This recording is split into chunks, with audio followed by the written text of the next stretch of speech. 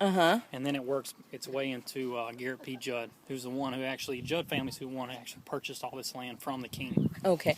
Can I ask you a question? Because you seem like you're going to tell me the truth here. The king sold this much land to a foreigner for $1,300. I mean, I know they were friends at that point, but for $1,300, $1,300.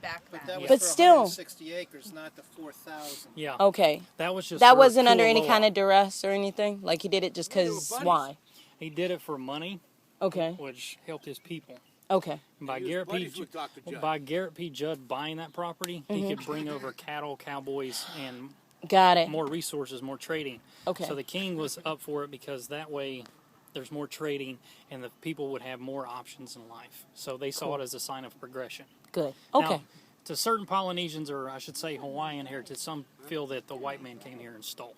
But it's not the case because the the family actually has a piece of paper that has got the original autograph from the king. And it was royal lands to begin with. Yeah. So they sold what they owned. And the notary who notarized and did everything was a true Hawaiian as well. Okay. Nobody foreign.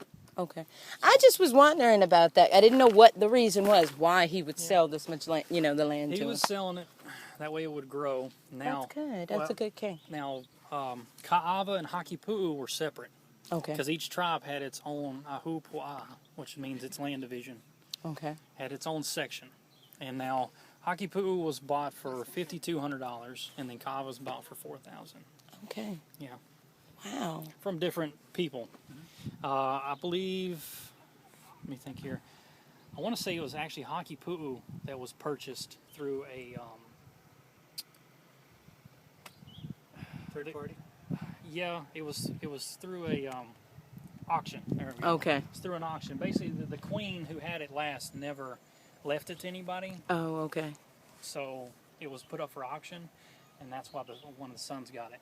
And the son actually borrowed the money from another king. Okay. And with that, they worked together. They had a promise to work together, and that's why Hakipu'u has a lot of mango trees and a huge taro patch out there and stuff. Yeah. Okay. Yeah. Oh, cool. Thank you so much. Thank you for shedding a little light on all of this. Nice frosty longboard coming up after this one. I'm eating her dust. Yeah, you know where the history of the taro comes from? The ancient story is that Sky Father and Mother Earth, the two gods that they praise to, actually had a firstborn son. And that Ku, K-U, but it's U's or double O's out here. Okay. Ku. Now, he died at birth, and they buried him. And from his grave grew taro, which was one of the very few natural resources here. Because a lot of stuff's canoe plants. It's been brought over. Or indigenous. Okay. So that's where taro comes from. It comes from the firstborn son of the two gods that they praised. And taro is what is the main source of it would be like grains or wheat for somebody else, grains or rice for someone else, or because they grind it and cook with it, right? They grind the root and it makes a paste, a purplish paste called poi. Okay. And that's what they put on sweet bread.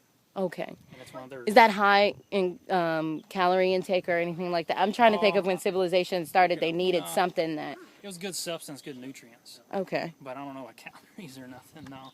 Well, yeah, okay. We'll talk later.